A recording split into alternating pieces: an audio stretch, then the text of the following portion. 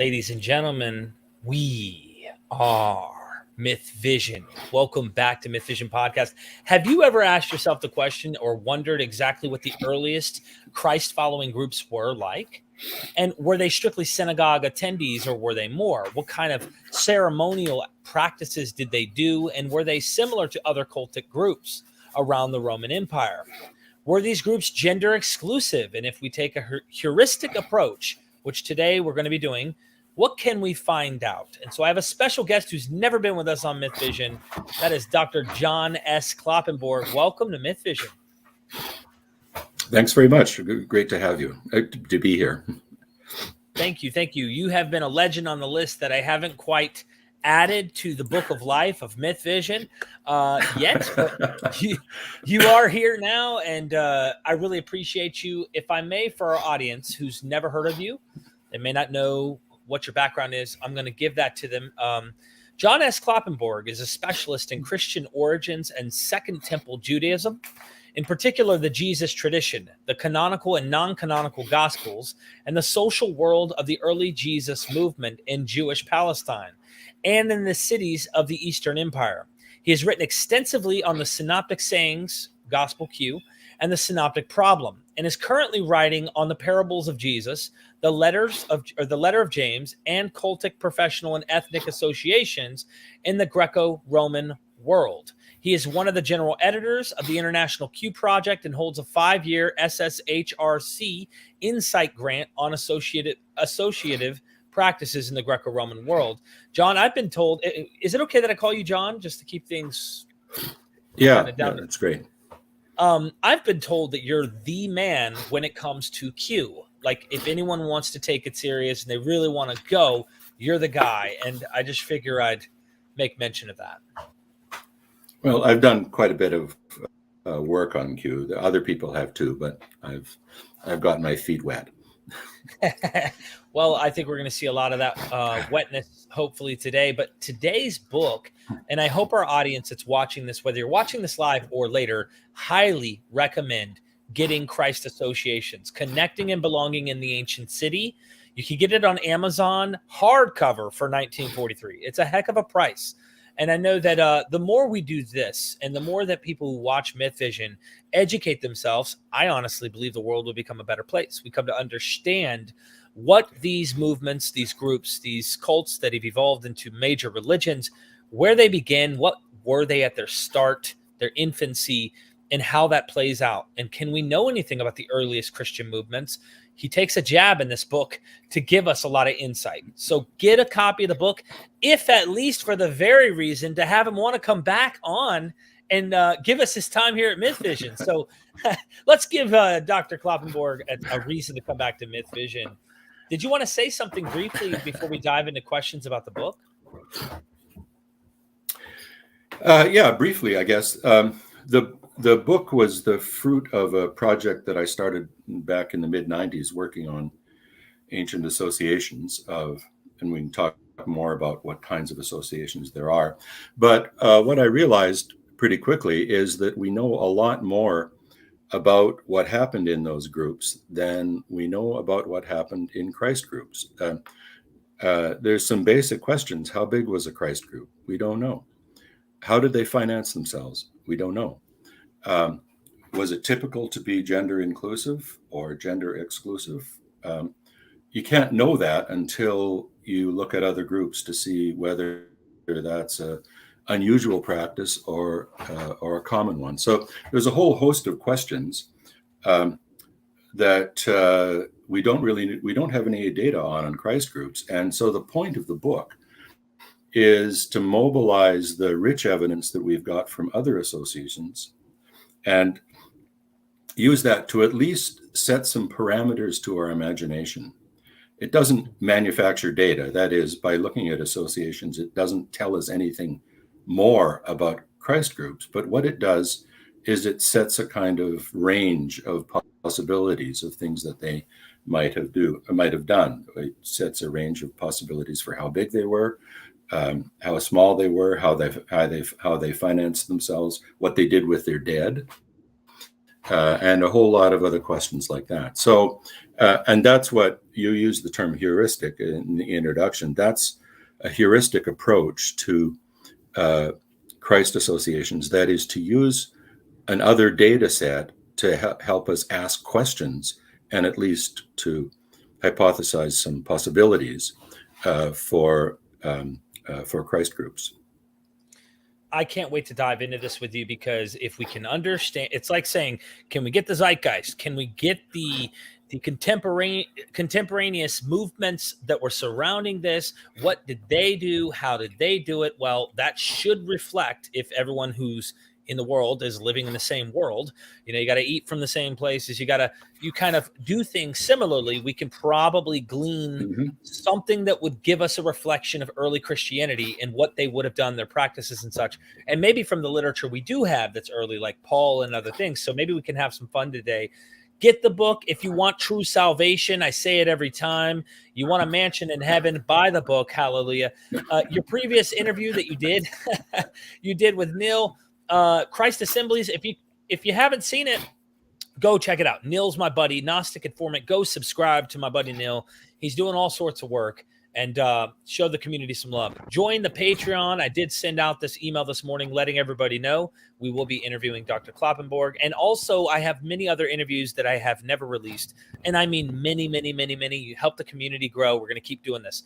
Let's go ahead and dive in and get wet, because he said he had his feet wet. Well, I believe him. And it's time to get our feet wet with your wetness. Dr. Kloppenborg, if I may, why did you write this book? What was your motivation, if I may, with simple questions? Well, the simple point is that I realized that no one had ever used the rich data that we have on associations to help us think about Christ groups. So one of the earlier really game-changing books was by Wayne Meeks in 1983. He mentioned associations, but at that point we knew so little about them that it didn't help very much. And in the time between the mid 80s and now, we know an awful lot more, because an awful lot more has been published. And so this was the time to put together what we know about associations and see whether that helps us change the picture that Meeks had painted, or at least nuance and develop the picture that Wayne Meeks had developed in his book, The First Urban Christians. Did you find that your book actually did make it more nuanced, and it's brought more color to the picture? Yeah, and that's partly because I was able to raise questions that he hadn't raised, simply because he didn't have the data. He did talk about rituals like meals and and how groups fit or fail to fit into the city. But since we have so much more data on that now, we can ask the questions again with a lot more nuance and a lot more care, and produce some more interesting results. Excellent. I'm going to ask a few of my questions. We already have a bunch of super chats, which means the audience is like, yes, I want to have my question answered. So I'll try to bounce back and forth. And I'm always curious about Jews and Gentiles in this era. There's this interesting evolution I see in the New Testament of the movement being purely Jewish, and then Paul with this mission to the Gentiles. And so my question goes like this. I imagine the growth and development of early Christ movement, or the Christ movement, with Paul going to the Gentiles, and that he was specifically targeting synagogues for God-fearers, which would have been Gentiles or God lovers. Were there more places to get Gentiles other than the synagogues? And do we take Acts at its word when it says he kept going to the synagogue every time to try and find them? What have you figured out? Do you have any idea? Well, let me start with your point about Acts. You're right, that as you read Acts, it appears that Paul has a pattern where he enters a city. He first goes to the synagogue. He has a little bit of success there, but ultimately gets thrown out. And then he goes to non-Jews and gets lots of success there. And then he heads off to the next city. That picture is actually at some variance with Paul's own statements about himself. Paul says that he's an apostle to the Gentiles, and the agreement that he had worked out with the fellows in Jerusalem was that he would go to the Gentiles and they would go to Judeans. And so I think it's increasingly the case that scholars treat Acts narrative as a kind of Luke's own view of how things probably worked. But it's a view that actually doesn't cohere, as I say, with Paul's own view. There's a specific letter where it's really clear that this is not how it worked. And that's the first letter that we've got, the letter to the first letter to the Thessalonians. If you read this carefully, you should notice a couple of things. First off, the addressees are non-Jews. There are no Jews in it at all, because he says of them, everybody has heard how you turned from idols to serve the true and living God. Well, this is not something that you would say about a Jew. It's something that is meaningful only if Paul is talking only to Gentiles. Second, 1 Thessalonians never quotes the Hebrew Bible. And if Paul were speaking only to Gentiles, why would he quote the Hebrew Bible? They don't know it. It's not a source of authority for them. And that's really at variance with the picture that you see in Acts 17, where Acts gives you a narrative of Paul in Thessaloniki, and there he says he first goes to a synagogue, and runs into some trouble there, and then he goes to Gentiles. Well, I think if you have to ask, who do we believe in at this point, Paul's own letter to the Thessalonians or Acts, I think you have to believe 1 Thessalonians, and you see Acts as a kind of generalization or idealization, and in fact, something of a distortion of what Paul was actually doing. Yeah, because your other. sorry. Sorry, please. Yeah, because Peter is supposed. Yeah. You also asked the question: were there other places to go to find Gentiles other than synagogues? Absolutely, practically everywhere. It's a Gentile world in which Jews are a tiny minority. Paul was apparently an artisan. Acts calls him a skenopoios, which gets translated as a tent maker. I think it's more likely that he's an awning maker. A skene is also an awning, the kind of thing that you would put up in front of your house to keep the Mediterranean sun off of it, or in stadiums and so forth. So these skene were used basically as kind of sun shields. And we know that there are groups, artisanal guilds called skenopoioi. So I think it's the likeliest scenario is Paul goes to Thessaloniki. He's an artisan, and anybody entering an ancient city that they knew nothing about previously would have no difficulty in finding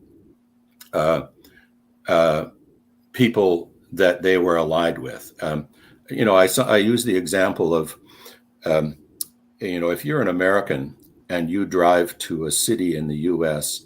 that you've never been to before, and if you can't find a Starbucks within about 20 minutes, you're not, you don't come from here, right?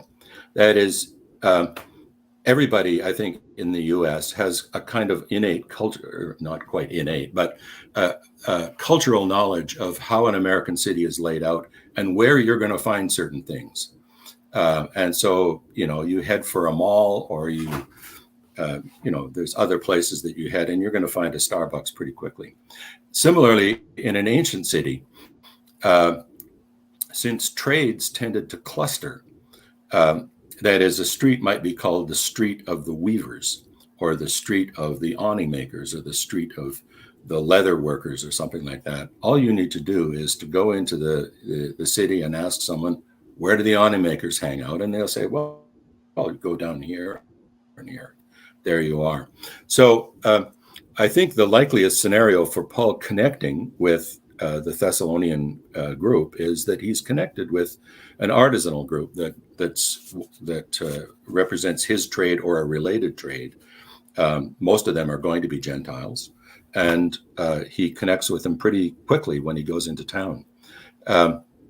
So how do you connect with Gentiles? It's pretty easy. You do it through whatever identity you have. And one of his identities is an artisan. So he uses an artisanal identity to connect.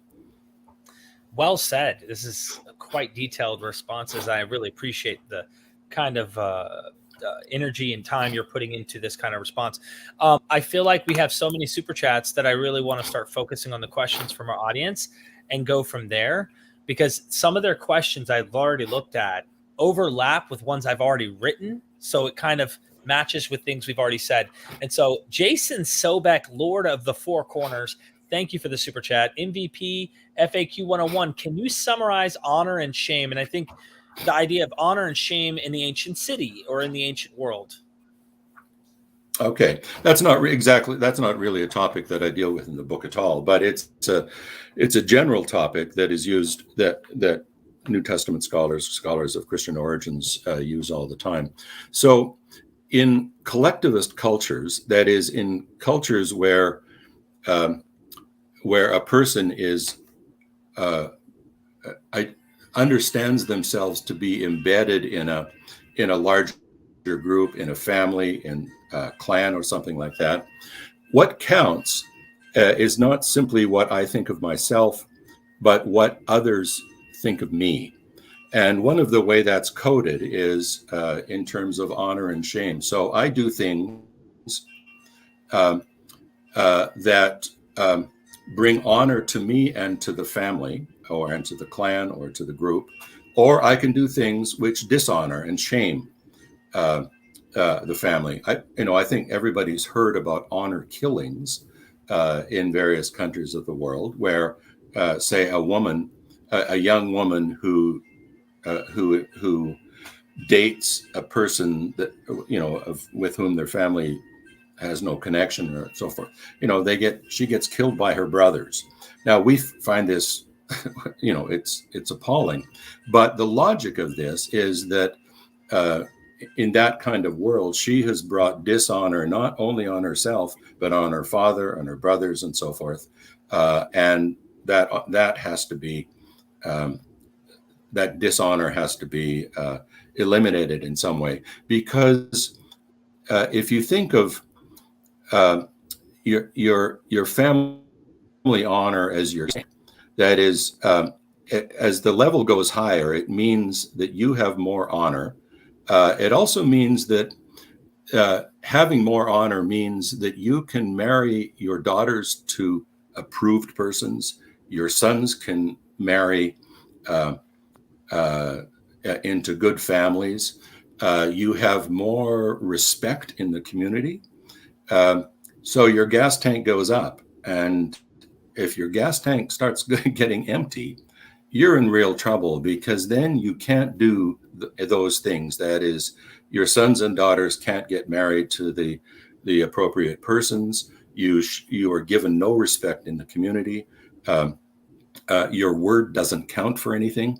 So this is a mentality that is pretty foreign to I think most Canadians and Americans and people in Northern Europe. But if you live in the Middle East, as I have, if you live in other countries of the world, you'll see that that's actually the way the world works. And so maintaining your honor quotient is a critical thing, because it reflects on your family, on everybody that you're intimately associated with. Wow. Thank you, Jason, for that. Jason's back. Greek words of the day: ecclesia, synagogue. Meaning? Why is it important to understand them in the Greco-Roman matrix? Okay, both of those words mean something like assembly. So an ecclesia is the ordinary word for an assembly in Greek. A synagogue is it comes from sun, together, and agoge, to lead. It means the same thing. It's an assembly. And Christ groups use those terms. They tended mostly to use the word ecclesia, although the letter of James, and we've got a few other documents where the group is called a synagogue. I think most of your audience will know that Jews tended to use the term synagogue to refer both to the social group that was assembled in a particular town, and also the name of a building, if they had a building. They also actually used the term prosuche, which means a prayer house, especially in Egypt and in the Bosphorus region. So Jews tended to use both of the terms synagogue and prosuche. The interesting thing about the term ecclesia is that on the one hand, it's a term that occurs in the Greek translation of the Hebrew Bible, and it translates the Hebrew word kahal, where it means also assembly. But ecclesia is also the standard word for the citizen assembly in a Greek city. So when Athenian males got together to decide legal issues, they were in the ecclesia. And other Greek towns and towns and cities had ecclesiae. So it's interesting that Christians, Christ groups, adopted that term ecclesia. So when Paul refers to the Thessalonian group as the ecclesia of the Thessalonians, that's it's a kind of a strange locution, because it's a little bit like saying of a Christian group in Phoenix that this is the city council of the people of Phoenix. Well, it isn't. I mean, clearly it isn't. But it or the assembly of Phoenix, or we'd have to have a word where you can see the connection to civic vocabulary, and we don't exactly have that in English. But if we substituted, say, town council, or maybe just call it the Council of Phoenix, it's a little bit on the pretentious side, of course, because this would be 20 or 30 people who claim to be the Council of Phoenix or the Council of Kansas City, but that's exactly what Christ groups did. So this is the Assembly of Corinth, or the Assembly of Thessaloniki, or of Ephesus, or whatever. Anyhow, so we can say a bit more about the way in which Christians imitated civic vocabulary, but this is clearly one case where they're imitating civic vocabulary. So technically, though, there's two different terms. When someone hears synagogue or synagogue, and then they hear ecclesia, they're thinking radically different. Like, this is this Jewish religious place, and then here's this other place where non-Jews would be. And I wonder if that's like, I don't think we should draw a dichotomy like that, right? No, because for one thing, synagogue is not a term exclusively used by Jews. We've got any kind of assembly could be called a synagogue. Synagogue just means a meeting or an assembly. And in our database, we have a synagogue of barbers, a synagogue of Zeus, and other synagogae. So when a Greek heard the term synagogue, he wouldn't immediately say, we're talking about Jews. No, you're just talking about a bunch of people who meet together. So you have to qualify that by saying the synagogue of the Judeans. Then it becomes clear that this is an ethnic meeting, or a synagogue of barbers, evidently an occupational guild that used the term synagogue. And the term ecclesia sort of heads in a slightly different direction, because it has this political connotation, in the sense that this is the standard word for a citizen assembly in the Greek world. But without any further qualification to either of those words, you wouldn't know what is really being talked about.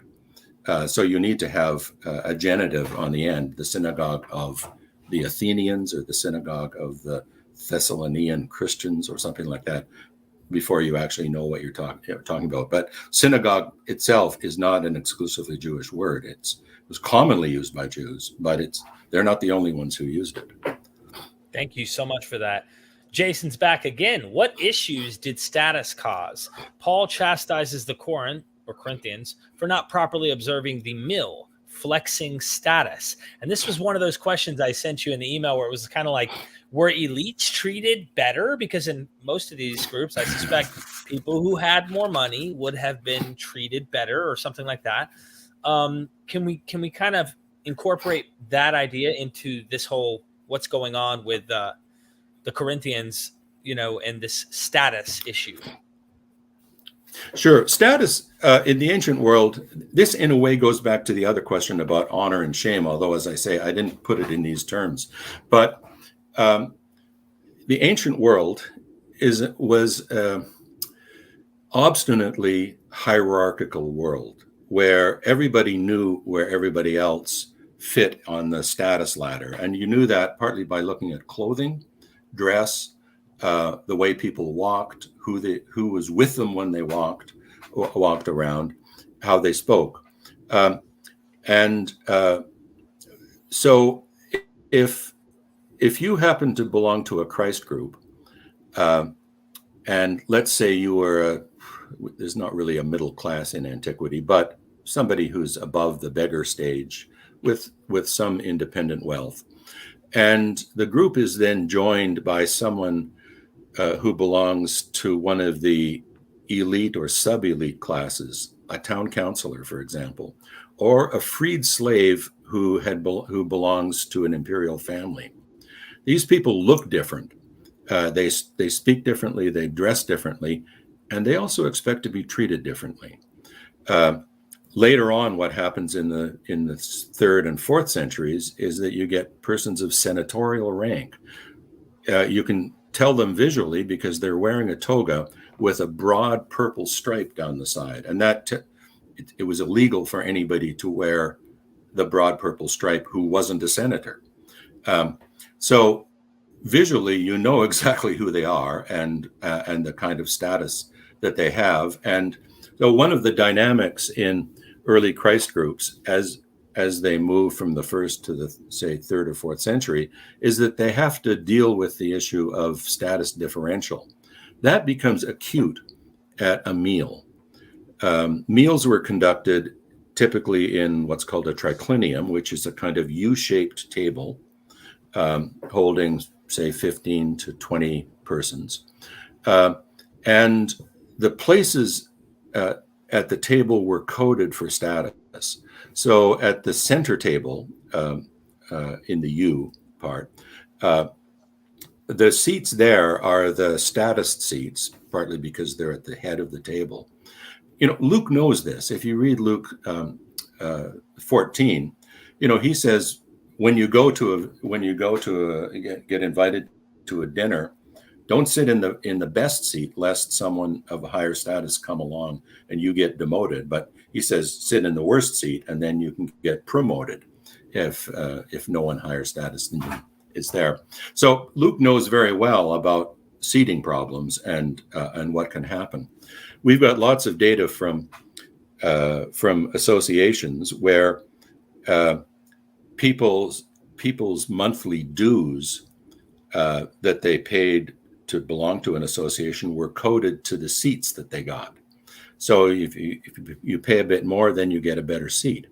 Now, this creates a kind of a tension at a meal. A meal where, let's say, 15 people recline together and eat is, from some standpoints, a performance of equality. That is, you eat with people who are your peers, you talk, you eat the same food, and so forth. So, in anthropological terms, this is a kind of performance of equality.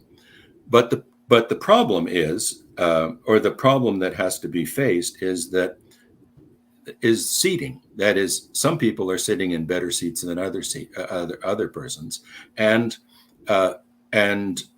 some people will demand to sit in better seats.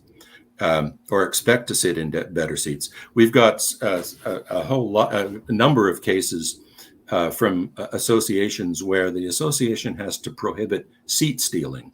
That is, when I get up from my seat, which happens to be, let's say, a mid-level seat, somebody else jumps onto the seat so that I can't sit there and I have to sit lower down. So, you laugh, and we all laugh when we see Yeah. this, but in a society that is very status conscious, it's easy to imagine this kind of thing happening. And so most of these groups had to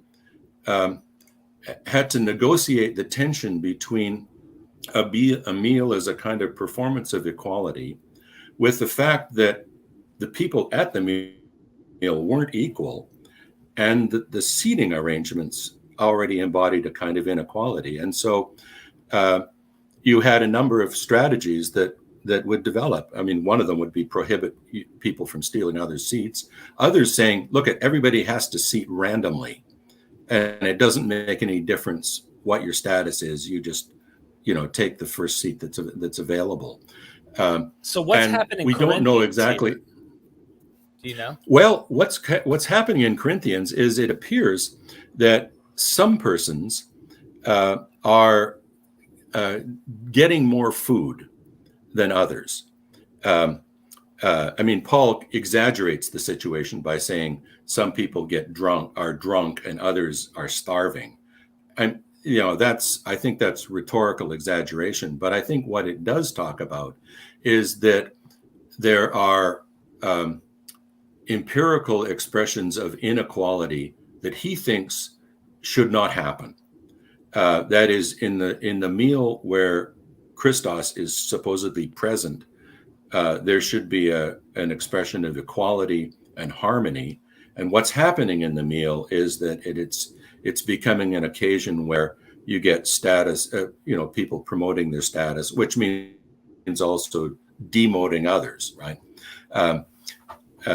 And so he's, and he's so angry about this that he says, if you eat of the Lord's Supper unworthily, that's the reason that some of you are getting sick and dying. And now that seems to be a kind of an odd statement to make, but in looking at the way in which other groups handled their meals, they said similar kinds of things. That is, they said, if you don't come to the group with a kind of purity of mind or a purity of heart, and engage in the rituals in a kind of impure or an improper way, you better watch out, because the deity is going to take vengeance on you, blind you, make you sick, kill you, whatever. So Paul is using a kind of similar strategy, that the communal meal, insofar as it also is a meal of eating with the deity, you have to be careful.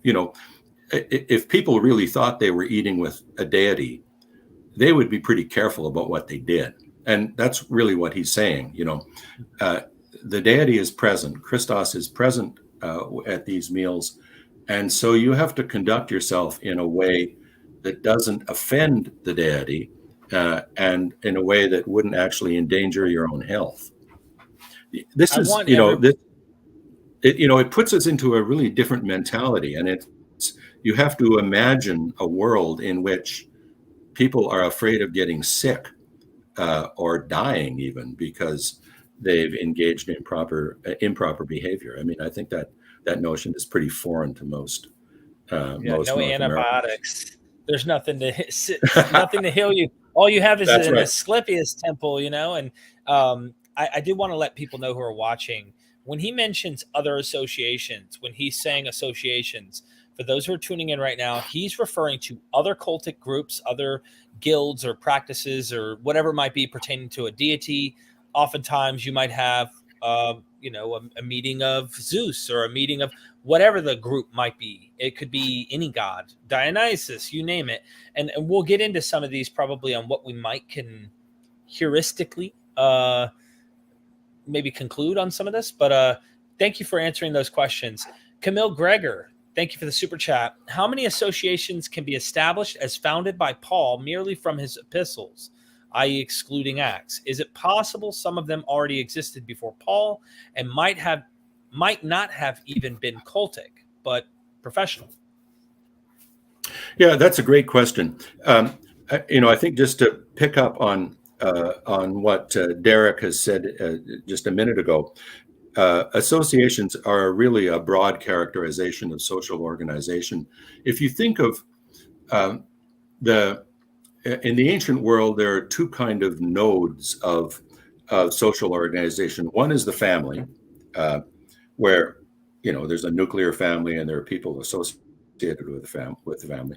And one is the city itself with its citizen assemblies. And it's between those two realities, organizational realities, that we find these associations. And they consist of, some of them are associations that are organized on the basis of a trade.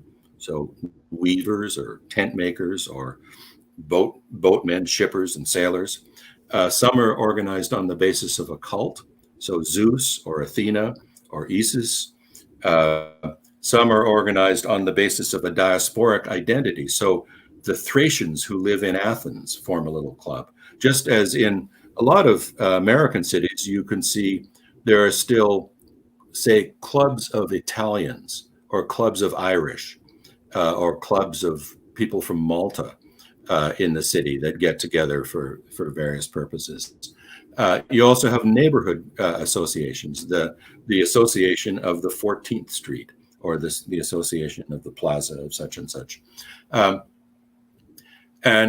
So there were all sorts of ways to organize people. Almost all of these had what we would call religious aspects to them. So if you were an artisan, you were probably devoted to Minerva. Obviously diasporic groups like Thracians or let's say Jews living in Phrygia, they are on one hand an immigrant group, but they're also a cultic group in the sense that they're devoted to the Judean God. So there's a lot of kind of overlap between these. These are really heuristic categories. They're simply ways for us to kind of sort a very large data set into something that's a bit more manageable. But there are no sharp boundaries between these groups because, as I say, almost all of them had cultic aspects. Lost my train of thought here. How many associations can be established as founded by Paul? Well, in 1 Corinth, in the group in Corinth, Paul says he's the founder. He says, you have many teachers, but you only have one father. So I think that's his way of saying this is my group and I founded it. When you come to reading the letter to the Romans, it's clear that he hasn't founded the group. The group already existed before Paul writes to them. And he writes to them partly because he's never been to Rome, but he's going ultimately to visit them, and he wants some support. An interesting problem is the letter to the Thessalonians. I and a number of other of my colleagues have argued that what he's done is connected with a pre-existing artisanal group, probably weavers or skenopoioi, awning makers or something like that, and he has Christianized them. And with other groups, there's one in Philippi. It's not clear that he's founded it, but it may be the same kind of thing that he's connected with a previous group, either a Jewish group or a artisanal group or something like that, and convince them that the worship of Christ is something worthwhile. So, to answer your question, the one group that we know he founded, because he says he founds, is Corinth. We know that he didn't found the one in Romans. It's not clear what with Thessaloniki or with Philippi, whether he's the founder or whether he's, as it were, infiltrated and Christianized a group that already existed. I figured he was, and they Galatia, the way that it sounds in chapter 3. That's right. He's very possessive about Galatia, and which also explains the fact that he's so irritated that somebody else seems to have been taken over. So he has a proprietary sense on Galatia. And Galatia is not a single city. Galatia is an area. So there's evidently several towns in Galatia that he he thinks of as his own. So we don't know how many groups in Galatia, because he calls them the assemblies in plural of Galatia. Huh. Camille's back again. Can you talk more about how it was customary for association founders to claim that they received instructions from a God? Could this be what Paul means when he says God called him? Yeah, we know this. We know this to some extent. So there's a Zeus association in Lydia, where from about the 1st century BCE, where the founder, his name is Dionysius, says that he has received instructions from the god in a dream, and he founds this association. We've got other groups where the founder makes similar kinds of claims that the rules for the association came from a god. In other cases, people just founded associations, and we're just not told why they did. They just decided to do it, and they came about. But certainly, Paul's notion that as a founder he is in a position to convey messages from a deity is not unusual. Other groups made similar kinds of claims, or other founders made similar kinds of claims. Great question, Camille. Good question. Your book mentions Artargasus, having strict dietary requirements in Syria, but an association on Delos relaxed them to better fit local culture. Is it possible that Paul's Gentile mission boils down to something similar? Yeah, that's a great question, and thank you for noticing that, because that's something that I make a little bit of, but it's an important point. So the cult of Atargatis is a female Syrian deity.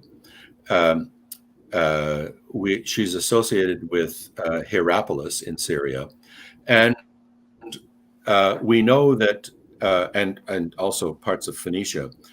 The cult of Atargatis then moves to the island of Delos, probably because the people that are carrying the cult are shippers and warehouse people.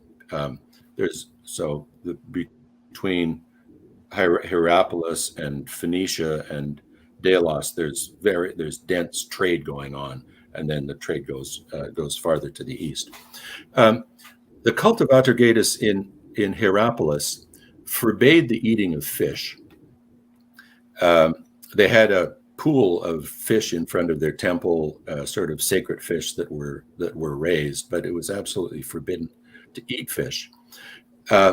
When we look at the cult on Delos, there's no indication that there's a fish ban, a fish prohibition. And now that's probably because if you live on Delos, if any of you have gone to Delos or Samos or any of the Greek islands and you go to dinner, you're probably going to get served fish, because that's, Delos is a small island. It's only a few acres, and I suppose you can raise sheep on it, but there's fish all around, and surely that's what people were eating. So it's likely that the fish prohibition gets thought of differently when you're on Delos, and maybe that helps us think about what happens to the cult of Christ as it moves from Palestine, where all of the members are Jewish and the male members then would have been circumcised, to Greek cities where circumcision was relatively unusual. It was practiced by priests in Egypt and a few other religious outfits, but for males in general, that wasn't the practice.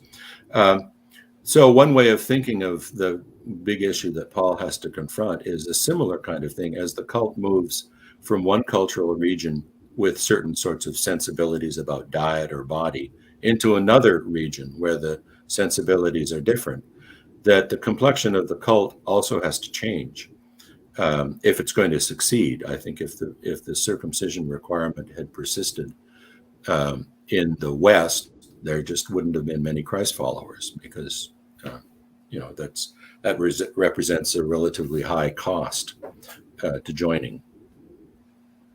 Thank you so much for that answer.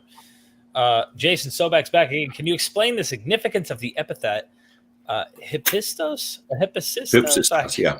Hippistos. I Yeah. found this section of your book fascinating, page 75 to 76. Wow. Thank you again for reading it. Wow.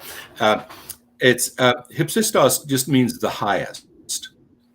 And it's an epithet that is attached to the Jewish God often. If you read in an English translation of the Hebrew Bible, the Most High, what you're reading is an English translation of Hypsistos. So this was an epithet that was often attached to the Jewish God, but it was an epithet that was also attached to other gods. Zeus is sometimes called Zeus Hypsistos, Zeus the highest. And then we run into a deity that is just called Theos Hypsistos, the highest god, and there's no name. That deity is, it's an interesting deity, at least because the inscriptions and the data that we have on it makes it look a lot like some early Christ groups. That is, Hypsistos groups tended to be gender inclusive.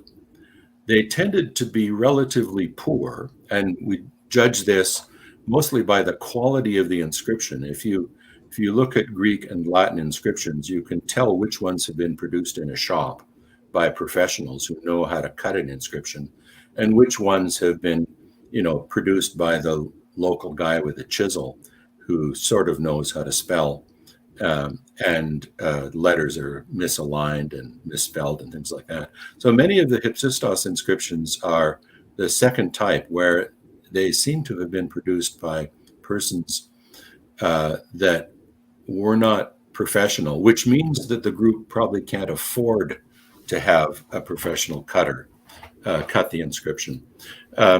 They also tended to be relatively small, 25 to 35 persons. We don't know a lot more about them, except that when they represent their deity, they do not use an anthropomorphic image. That has made some scholars think that maybe there's an influence of Judaism on them, because Jews are not going to produce a picture of their deity.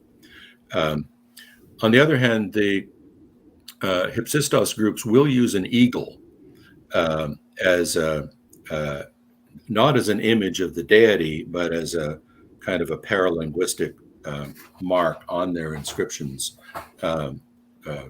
to identify them as Hypsistos groups. So they're still a somewhat mysterious group.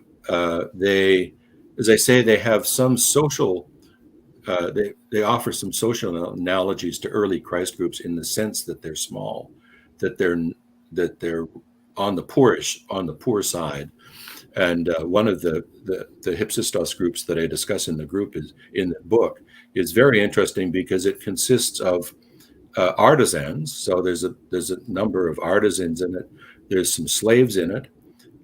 There's some freeborn persons who are evidently not artisans, and there's one person with a trionomina, that is, with a three-part name, which tells you he's a Roman citizen, and a person of higher status. So in some ways, that group would probably look an awful lot like, let's say, the Thessalonian group, which consisted of artisans, and there's probably slaves in it as well.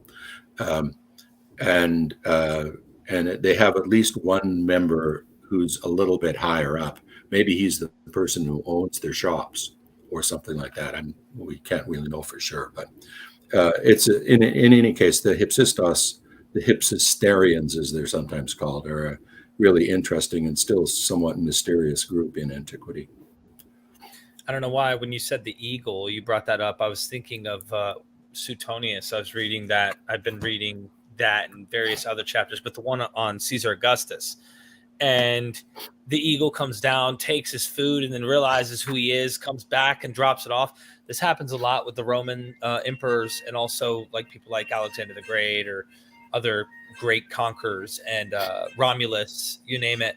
So I don't know. It's kind of hard for me to know if that would be, if there's sufficient reasons for using that symbol, even if a Christian group, especially when like Adela Yarbo Collins and stuff is saying that Mark might be directly responding to some of the Caesar imperial cult Yes, yeah, materials. yeah. So I don't know if there's like any imperial cult issues in these earlier movements in competition with the emperors and whatnot.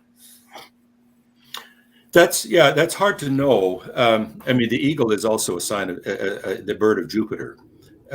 So if you see pictures of Augustus, one of the ways of making the claim that he's connected to Jupiter is you put an eagle under his chair, which tells you that there's a connection. So whether these Theos Hypsistos groups use the eagle either because they were in I don't think it's sensible to say that they're in competition with the imperial cult, because the imperial cult has vastly more power and influence than they do. But they might want to put an eagle on it as a way to kind of piggyback on the cred, the street cred that the cult of Jupiter has. Right. Okay, I'm coming back to your super chat here. Stop scamming, man, because they're a little bit out of context for what I'm trying to get with Dr. Kloppenborg here. But I wanted to ask a question, because this is kind of a fun, you're doing heuristic approach. You know what other associations were practicing. We have way better data. So we imagine that this movement isn't going to act like it's from Mars if everyone else is on planet Earth. My point is, this idea we have painted in our heads, and I was a fundamentalist Christian for most of my life. I'm no longer a Christian, which I say publicly, but I love learning all of this material. Just helps me to understand what was going on. If we had a camera, like hypothetically speaking, if we could go back in time and here's a camera and we recorded and we were able to fly through 100 years period, let's say 0 to 100 AD, and we were able to record these groups, what do you imagine the Christ group would look like? Would we almost think it blended in with every other group where they had such common practices? You'd have had to ask them, like, hey, what kind of movement are you? Oh, you're the Christ group. Because oftentimes it's almost like apologists, and I know you don't engage with apologists, you're a scholar, you deal with academic work, but they seem to act like Christianity was like wholly separate, and it's not tainted by other things. It's completely kind of has this untouchable from God sense, where baptism, is that unique? Seems like other groups practice that. A communal meal seems like other groups, and on it goes. Is this group really wholly separate in that sense? Or would we get confused if we had a camera? We wouldn't know the difference. That's a great way of putting it, and I think you're right. You'd have to ask a lot of questions to see that there was a real difference. So one of the things that I've suggested in the book, let's say this is about group size. I've now assembled a list of about 180 cultic groups where we actually know how big they were. The average is 31.31 members. And it's not, the largest group is around 150. The smallest is around 4. But so and this is not an even distribution that gives us an average or a mean, a mathematical of 31.3. It's that about 75% of the associations we know of had fewer than 40 members. What dating is this, by the way, if you don't mind me asking? This is from the 3rd century BC to the 3rd century of the Common Era. Okay. So it's about 600 years. And that seems to be pretty much the average. And if your group got bigger, you would probably split into 2 groups. And that's partly because you need meeting place that is big enough to accommodate a group of, let's say, 30. Now, if it were the case that Christian groups tended to be 100 or 150 or 200 people, somebody in the ancient world would have noted that. And the fact that they don't, I think, tells us that in size, at least, Christ groups were pretty much the same size as any other group. So nothing unusual about that. You mentioned meals, and that is one of the most common denominators to associative practices. Whether you're a diasporic group or a group of artisans or a group devoted to a deity, you're going to meet once a month at least, maybe more frequently than that, to have a common meal. Christ groups did that. And and those would be group size and practices, like especially meals, would be the most sort of externally visible things that you would see as you walk down a street. And you'd see some people in a triclinium eating. Well, you'd say, well, that's probably the local Zeus group. Maybe it's the Christ group. Maybe it's the Weavers getting together. Who knows? They all basically look the same to me. And there's likely to be singing and this kind of thing that happens at these meals. So they would look pretty much like any other group. It's not until you started interrogating them about particular practices and particular beliefs that you'd say, oh, well, these guys aren't the Weavers, and they aren't the Zeus or the Serapis people. They're these Christos people. And we've got one pagan in the early 2nd century, Pliny the Younger, who does interrogate them, because he reports to Trajan that he's heard about Christians, but he actually doesn't know what they're about. So he interrogates some, and he says, all I found was what he says is a depraved superstition. I want to come back to that in a second, but the depraved superstition, when he outlines it, he says, well, they sing a hymn to Christ as God. Well, that's not unusual at all. We've got hymns to Isis, we've got hymns to Zeus, we've got hymns to Serapis, we've got hymns all over the place. So that people sang hymns to their deities didn't distinguish them from anybody else. That they met for a meal of harmless food. In other words, they probably had bread and wine and maybe olives and something else. And that's completely unexceptional as far as Pliny is concerned. The only thing that Pliny finds unusual about them is that he says that he's heard that they cannot be compelled to offer incense to the image of the emperor or the gods. So that's where they draw the line.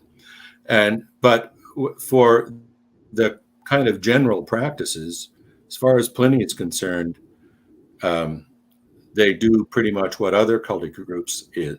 Now, he thinks they're stupid. He says, all I found was a depraved superstition.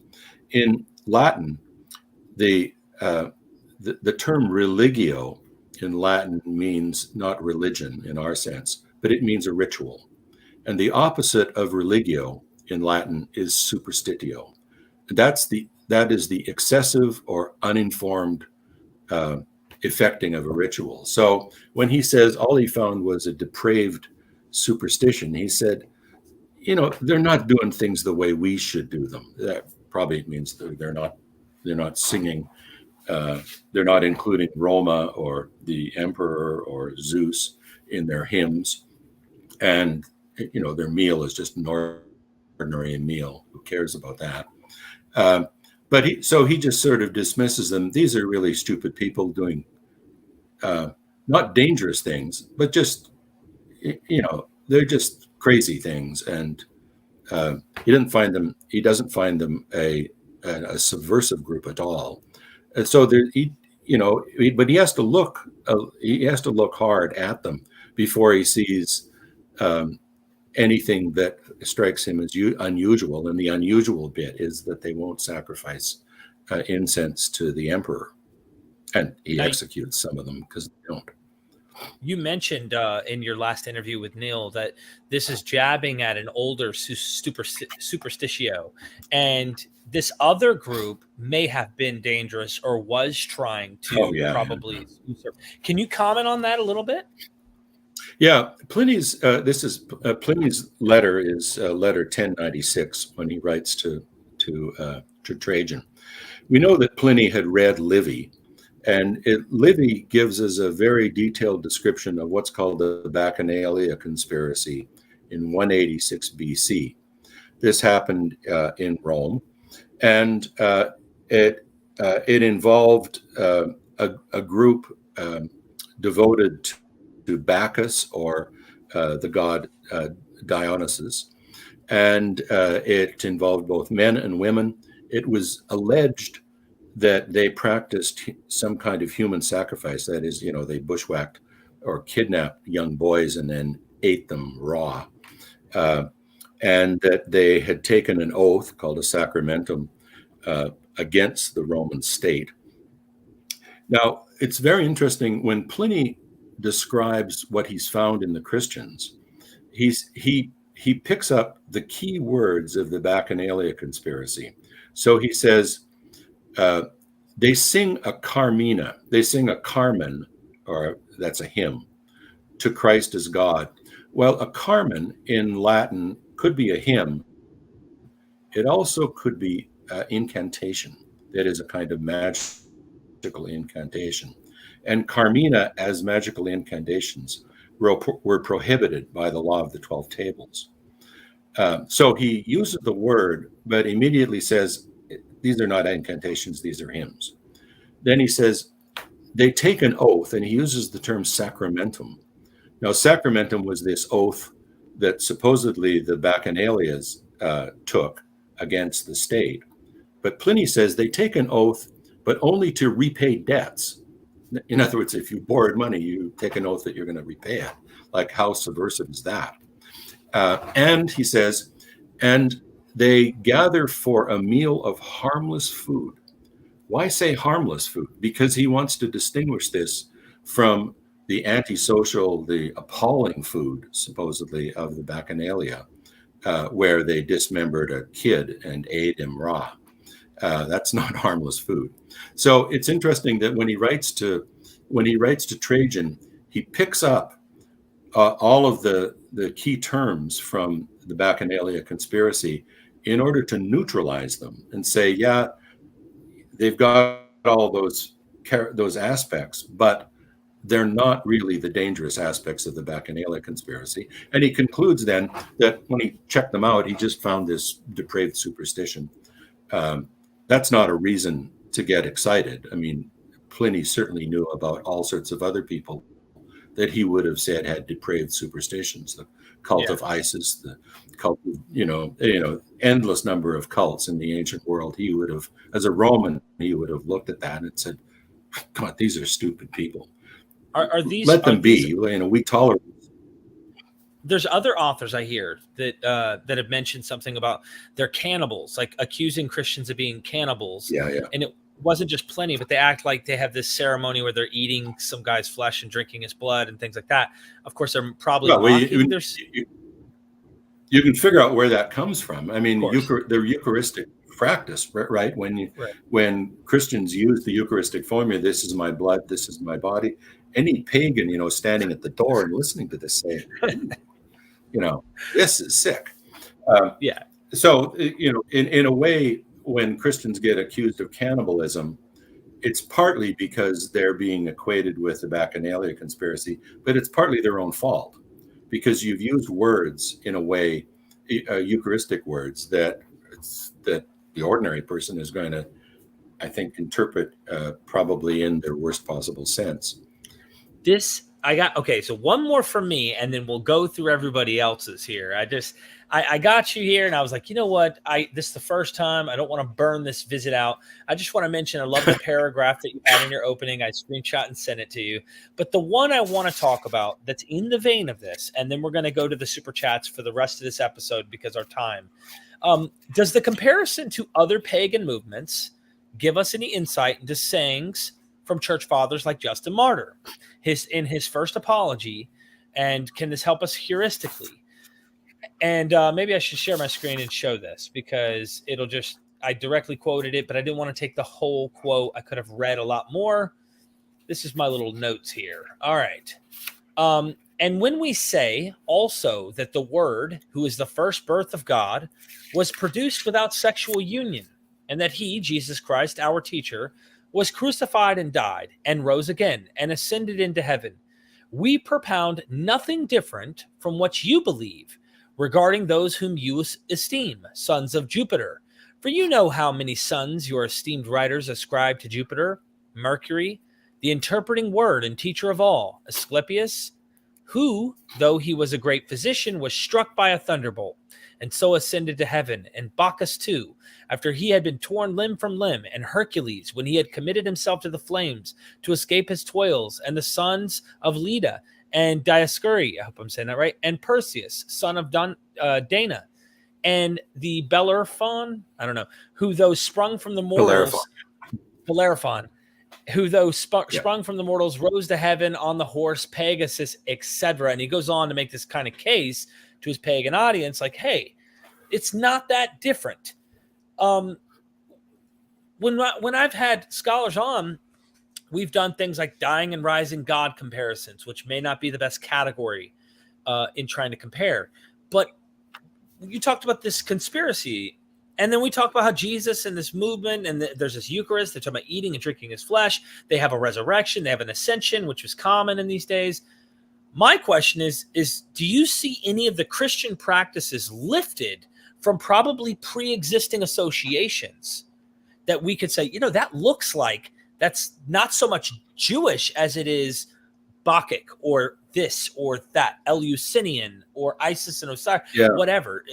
Anything you see? I try to avoid the arguments from genealogy, that is, X has influenced Y, and that's partly because it's almost impossible to prove. But when you see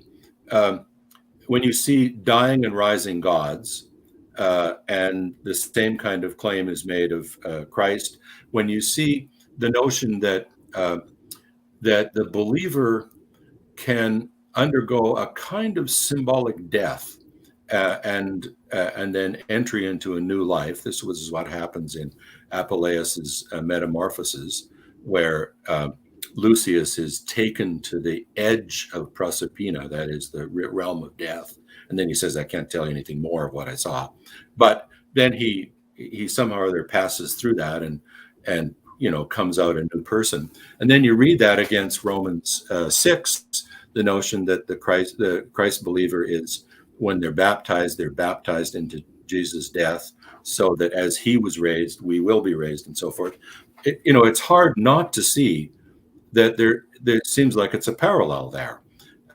Now, does that mean that Paul borrowed from the cult of Isis or the cult of Attis and so forth? That's the part where I think it's almost impossible to prove a kind of genealogical relationship, short of finding Paul's footnotes where he says, see Isis or something, which of course we'll never find.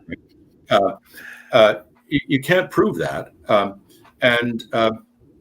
but all of what you read in Justin's quotation shows that in the mid-2nd century, Justin himself as a Christian could look at all of those things and say, look, there's lots and lots of similarities. Don't get excited about our claims, because there are dozens of claims that are of the same order as the claims that we're making. He doesn't. Justin is certainly not going to engage in a genealogical argument. In fact, his basic view is that we say what we say because we're right, and you say what you say because you're mistaken. He says the same thing about miracles. Our miracles are real miracles. Your miracles are fake. Now, that's not a very convincing argument, but he certainly is perfectly able to acknowledge the similarities and the analogies between pagan and Christian claims. And you're right that there's not so many of those claims that you can find in Judaism, although in Hellenistic Judaism, you certainly have the notion that the pious person, they don't become divinized, but they become assimilated to God. So if you read Philo's description of Moses, he treats Moses. He actually says Moses is a theos. without the definite article. So he's basileos kaitheos. He is king and God. Well, that's an exalted thing to say about a human for a Jew, but it's because for Philo, Moses is the human who perfectly epitomizes what it is, what divinity is. So it's when you read Pliny, Philo saying that about Moses, and then you see Roman emperors who claim to be divinized. How much daylight is there between those kinds of claims? Well, they're talking about, there are some differences, but the notion that humans can become godlike, and that some humans, like Heracles, for example, or Asclepius or Pythagoras, are already half godlike because they've been fathered by Apollo or by Zeus. Again, that's not a world we live in when we imagine that our politicians are have been fathered by divine persons. Some politicians might think that, but that's not part of our world. But the ancient world has pretty permeable boundaries between the world of the gods and the world of humans. Yeah, I think it's Justin Martyr. Maybe it was one of the other church fathers, but I think it was Justin Martyr who said Satan made all these other ones look like it and knew that it was going to come. Yeah, but yeah. It also just for the fundamentalist out there, this kind of pops the bubble that Christianity wasn't the only salvation cult in town. Like, all of these cults offered salvation, and so I think that's a whole nother episode, and we can get into that if you don't mind. I just wanted to make that point that we really need to read Understanding the World that Christianity is growing up in. That's absolutely true. Isis is a salvation god. Serapis is, and salvation, soteria, doesn't necessarily only mean some kind of otherworldly salvation.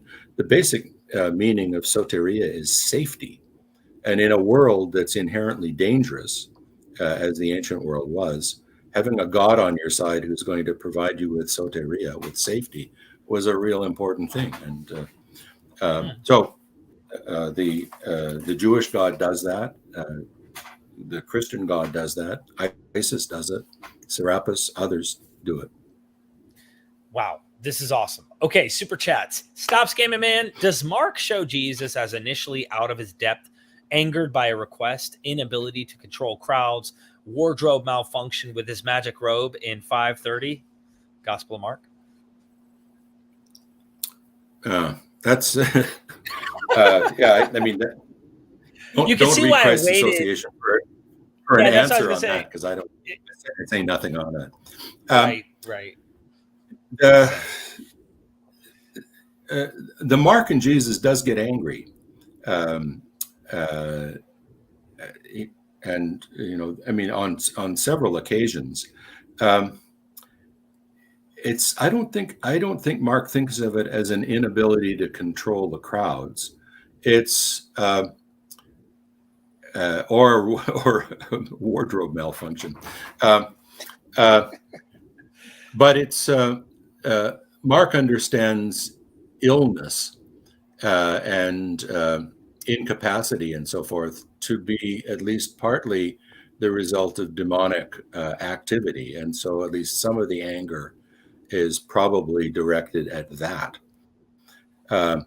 He also is angry that he's not recognized as he should be. But it's interesting if you use a gospel synopsis that allows you to see the Markan text and then what Matthew and Luke do with it. They tend to eliminate Jesus' anger. Especially Luke.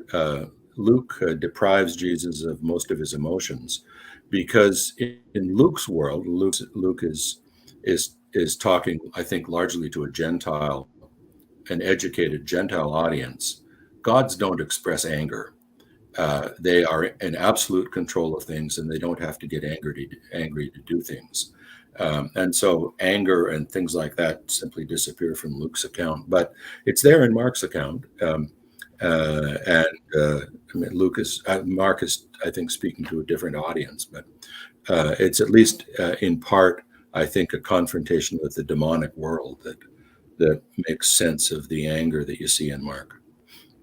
Not to get lost in this, but do you see the anger in here as kind of an argument of embarrassment that could help with someone who's saying maybe this is a fossil of a historical guy? It could be, but I wouldn't say, I think you're invoking a kind of version of the so-called criterion of embarrassment, that embarrassing things about Jesus tend to get weeded out. I mean, one of the classic things that's embarrassing is that Jesus gets baptized by John the Baptist, which would suggest that John is the superior one, and that Jesus is in need of sin forgiveness, because that's what John's baptism is about. And so you see both Matthew and Luke and John adjusting the baptismal scenes to eliminate that problem. I'm not sure that anger was all that embarrassing. Maybe it was, but that wouldn't be something that I would pick on as a kind of relic of the historical Jesus. I think it's more likely a relic of Mark's composition. But I don't know. I haven't thought much about that. Thank you for that answer.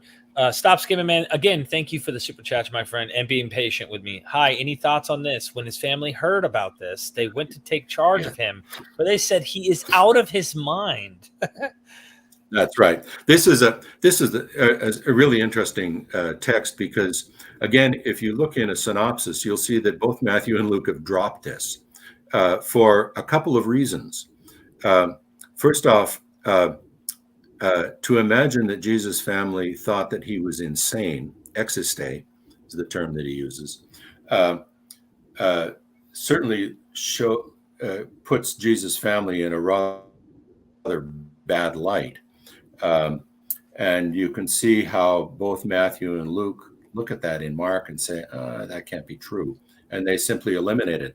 They have an even better reason to eliminate it, because unlike Mark, both Matthew and Luke have infancy stories where members of Jesus' family are informed by angels about who he really is. So in Matthew's account, Joseph is told by an angel about what's going to happen and who the son is. And then as he's a kid, you get all of these wonderful portents of who he is. So in Matthew's world, Joseph and Mary know exactly who Jesus is, and they can't possibly think that he's out of his mind. And in Luke's story, an angel informs Mary who Jesus is about to be, that is, who her child is going to be. And then two prophets, Anna and Simeon, say these wonderful things about him. And both Mary and Joseph apparently notice that Jesus, when he's 12 years old, can hold his own in a debate with the professors in Jerusalem. So, since both Matthew and Luke have very positive views of Jesus' families that have already been developed from the infancy story, when they come to Mark 20:21, they just drop it, because I think as editors, they just say, this can't be true. They cannot have said this, because it conflicts with what they've already said Jesus' family was like. Thank you so much. But here's a real good example of embarrassment, right? That where Mark 3:21 is an embarrassment to Matthew and Luke, and they deal with the embarrassment just by deleting it. Stop Skimming Man's back. Any thoughts on the historicity of Jesus's apparent contempt for hygiene in Mark 7? Hegesippus did say James wouldn't bathe after all. This is a zillion miles away from Christ's association. I know. I'm just taking it. They're just showing support to the channel, so they're throwing questions out there. Yeah, okay. I don't know. This is a really the Mark 7 bit about hygiene and about what foods are clean and unclean constitute a real kind of problem. Ed Sanders had pointed out that if Jesus had actually said this, if the Mark 7 stuff about declaring all foods to be clean, why do we have a story in Acts 10 where Peter has to be persuaded by a vision from heaven to accept all foods as clean? That is, was Peter like not listening during Mark 7? And was he out of, was he in the washroom for that moment? And, he missed that part of the speech. So that, Mark 7, the historicity of Mark 7 poses a real problem, because then, as I say, unless we think that the Acts 10 stuff of kosher rules and Cornelius and so forth is an entire fabrication, it makes nonsense of the historicity of Mark 7. So either one of them, one or the other, I think has to go. Or perhaps better still, the core of Mark 7 is the statement: it's not what comes out of a person that defiles, but what goes in. If that originally referred to speech acts, to thoughts, to the way in which evil originates in the human mind and then gets instantiated in certain acts, if that's what the saying was about, and then in Mark's world it gets played out rather more materially or physically as a matter of food and hygiene, then one could imagine how Jesus could have said something: it's not what comes out, but what goes in. It's not what goes out, but what is inside that defiles. You could see how that is a historical Jesus statement, which then has to be kind of worked out subsequently, both in the Mark 7 story when it applies to food and to excrement. Mark is pretty graphic in his description in Mark 7, and then also how the early church, by the time you get to the Cornelius story, has to sort out, well, what happens when the Christ movement encounters Gentiles, and what do we do with the issue of eating? So I think that's one way of resolving what's otherwise a pretty unresolvable tension between Mark 7 and Acts 10. Doc Pleuromanot, the axis of Jesus' behavioral change over time is missing in the New Testament. How can we identify crucial religious, economic, and social conditions that grounded cultural mores of a Galilean of the time versus the author's own conditions? And if you might want to reread that, because I read it out loud. To the audience, please, no more super chats. I do want to get through these for Dr. Kloppenborg, and I want him to say, hey, it's that guy again, Derek. I'll join him for another episode, I think. So, how do we identify crucial religious, economic, social conditions that grounded cultural mores in a Galilean time? Well, that's a project that lots and lots of scholars have been involved in. I think Sanders' book "Paul and Palestinian Judaism" is one sort of major book there, where one reconstructs the moral or ethical behavioral norms of Palestinian Jews, both from looking at rabbinic stuff and carefully working it backwards, looking at material in the Dead Sea Scrolls, which admittedly applied mostly to a sectarian community and not to all Jews, and a few other data that we get a little bit from Josephus, a little bit from Philo, and from the Gospels themselves, and put together a kind of a set of cultural, ethical norms of Galilee. But it's a difficult process, and that's partly because we don't have the equivalent of the sentences of Menander. So if you want to understand Greek ethical practice, we've got lots and lots and lots of documents. Epictetus, the sentences of Menander, others that basically tell you what Greeks thought good ethical practice was. The problem is from Galilee, we've got almost zero sources.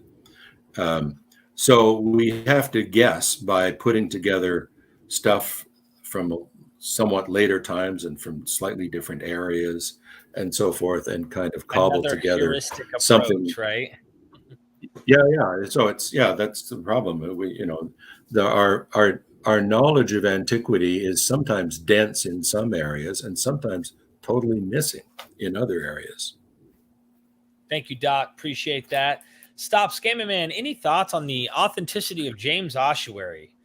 Where do you stand on the issue? These are just fun questions. Okay. I mean, I think that's been pretty much settled by analysis of the patina, and even actually looking at the epigraphy. The second part is pretty clearly an add-on to the first part, but it's been subsequently recognized that the uninscribed ossuary existed in the archives of the Israel Antiquities Authority before the James ossuary appeared. So somebody has taken it and inscribed it. So it has. I think the verdict now is that this is a forgery, and I would say on it though that even if it were genuine, what would we learn from it? We would learn that James had bones, but I think we kind of guessed that already. That is, he wasn't Gumby. So. The ossuary came to Toronto before it had been shown to be a forgery, and there was an enormous amount of hoopla about it. But and I looked at it, and actually, I watched people, who knew nothing about Aramaic inscriptions look at it and say, there's something funny in the second part of the inscription. It doesn't look like it's the same person. These are people who aren't trained epigraphers. They saw there was a problem with this. But it's somehow as if finding the James ossuary proved something about Christianity. Well, at best, it might have proved that somebody named James, the son of Joseph, existed. But I don't think anyone ever doubted that. And no one doubted that he had bones. So, I mean, what actually do we learn about it? Nothing. I think so. It was, it's. There are some discoveries that would actually have some consequence. If we discovered the original of Q, that would have some consequence. If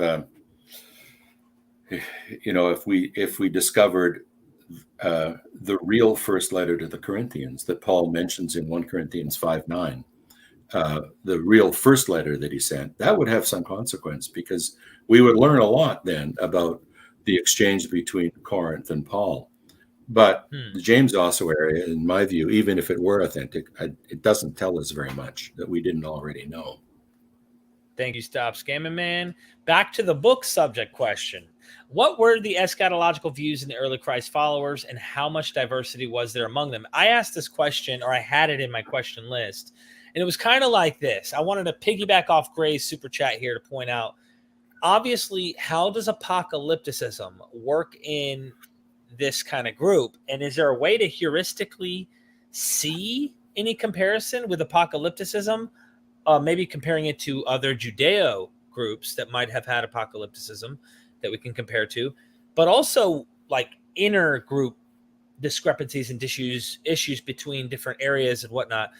It's kind of something that would take forever to go into and explain all these differences, but I like this. How does eschatological or apocalyptic views play a significant role in the earlier Christ movement?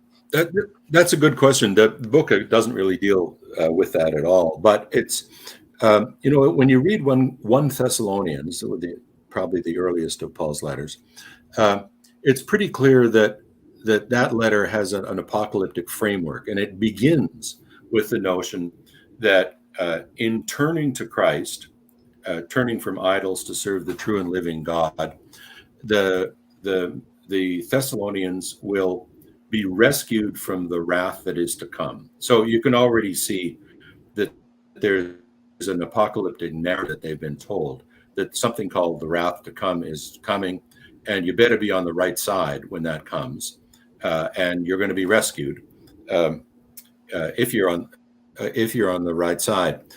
Then and that then also helps us to understand some of the ethical teachings that you see in 1 Thessalonians 4, where the ethics is an ethics of purity, keep oneself pure, unstained from the world, and these kinds of things.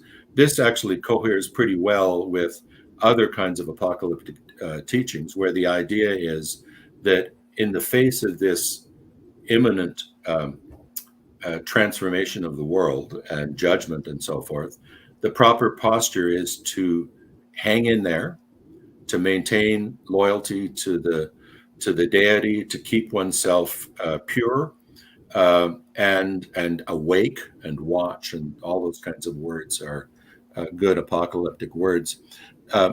The place where you can see that Paul encounters a kind of difficulty is in 1 Thessalonians 4:13 and following, where he says, I do have to address the question that you raised, and that is, what about Christ believers who have died? If he had initially told them, look, you believe the coming wrath is coming pretty soon, you're going to be rescued from the wrath to come, and all of a sudden a few of them die, then the natural question is, are they too going to be rescued from the wrath to come, or are they just dead and gone? And so Paul has to invent, and I think what he's doing, he is inventing the notion of the resurrection of the faithful at that point, because he says, oh wow, those who have preceded us, that is, who've died, will not have, that we will not have an advantage over those who have died, but the dead in Christ shall rise first. That is, they will be restored to life, and then we and they will be caught up to meet him in the air. So this is sort of getting beamed up, right? But the point there is that the ones who have died prior to the parousia are not irreparably lost, and they're not disadvantaged either, but by reason of death. They will get resurrected, and then we and they will get caught up. Notice that he speaks in the first person plural. He thinks he's going to be alive at the time of the parousia, and so he's working with an apocalyptic framework, but then he has to introduce this other kind of footnote, namely, here's what happens to Christ believers who have died, that they are going to get restored to life, and then all the Christ believers are going to get caught up in the air to meet him. This notion of being caught up in the air is something that won't reappear in Paul's letters.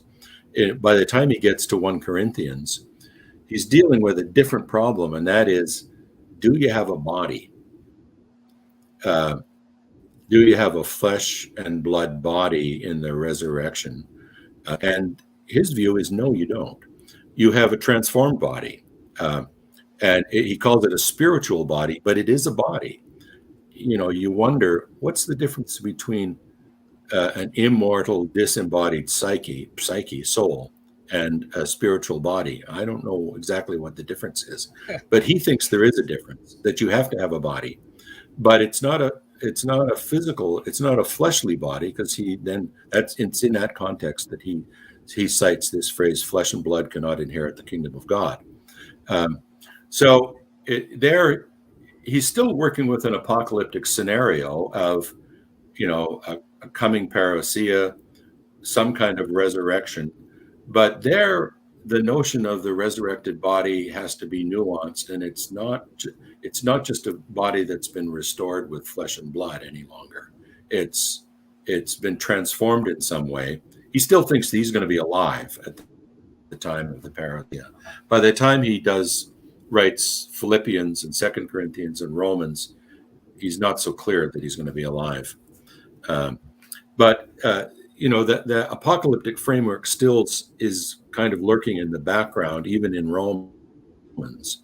But he's done a fair amount of adjustment to it for various reasons, not least of which is the fact that the parousia hasn't actually come, and so he has to do some explaining of why it hasn't come. And you see this especially in the parables in the synoptic gospels that involve a householder who goes away and is going to come back, but is delayed.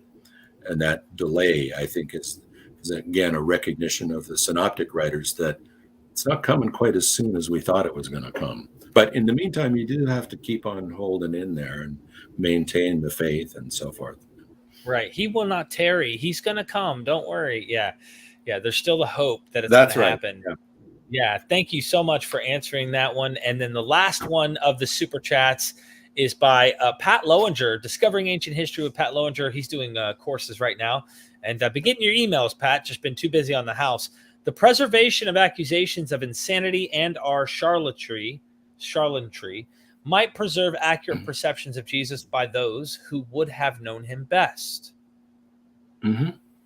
I think that's entirely likely. So the claim that he casts out demons by Beelzebul is probably not something that a kind of a spurious accusation that somebody made up. It's probably a reflection of what some people thought of him, or that he was out of his mind. I mean,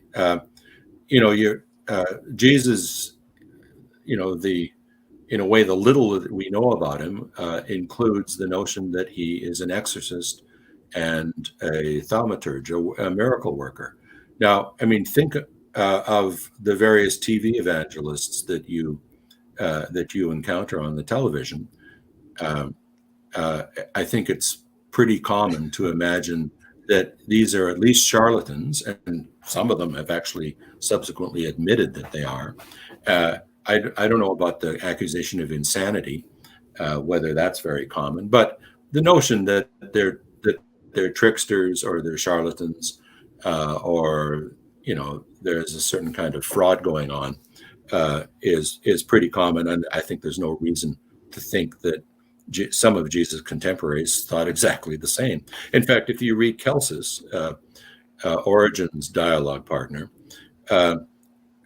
he thinks that Jesus was a magician and basically fooled people. Lucian of Samosata has a wonderful biography of a guy named Alexander the False Prophet, where he treats him exactly as a fake. I mean, he buries things which later he can dig up and claim to have come, sprung up magically and so forth. So that kind of accusation of charlatanry and fraud is rampant in the ancient world. There's no reason to think that Jesus wasn't also accused of the same thing. Thank you so much for that. My final question is, how was it like starring in this movie? Right here, there you are on the left, and he's on the right. That's you acting on the right there. I was thinking of Ron Perlman. I was like, you have a lot of resemblance with him. What do you think of that? Here, that's a better. I figure I know there's a website called New Testament Scholars Who Look Like Actors, and I think mine was a Nick Nolte for some reason or other. Really? And my graduates, check it out. I mean, if you look at it, Google something like New Testament Scholars Who Look Like Famous People. There's a bunch of us there. I hadn't thought of this one. I'm a little bit horrified by those weird things out of his head, but yeah, it's just a movie, Hellboy. I liked his acting on what is that? There's like the bike gang movie. There's a guild of bikers actually in it, and I can't believe I can't think of it. Anyway, he's like a major actor. He did wonderful wonderful in that show. Anyway, I thought about you. You also have the deeper, like stern voice that comes along with it. So I was thinking, there's a lot about, there's a lot of resemblance. I hope everybody watching has learned a thing or two. I know I have, just trying to put some reality to this movement. And it's not like magical thinking involved in trying to understand early Christianity. So I want everybody to go and get a copy of the book. I will post a link right now in the chat. So you can get it here. You can go in the description. I have an Amazon list, of course, of recommended books, which also include this book as one of the most recent ones I had included to the wish list or the MythVision recommended list. But go get the book. Get it now. I want to have him back. We have much more we can discuss that is in this book that I know we could talk about. There's a lot of questions we didn't even get to, Dr. Kloppenborg, and I'm hoping we can maybe at some point address them further if people actually get the book. So it's really a matter of you letting me know how well did we do with this episode and getting people to want to, dig into your work. Did you want to make a comment? Well, I appreciate it.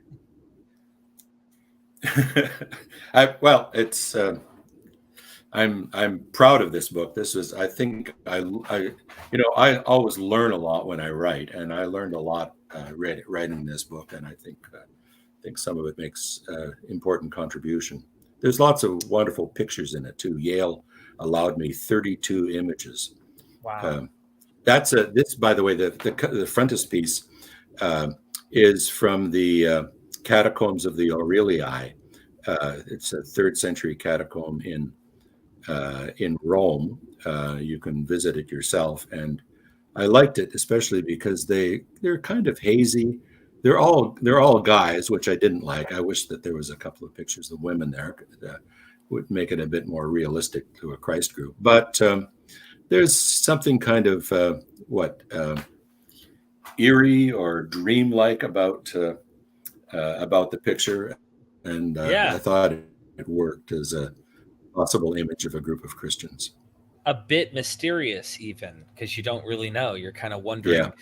We didn't get into what I wanted to get into. Some of the other cult movements, Mithraism, and there's just a lot of different things we didn't get the chance to talk about.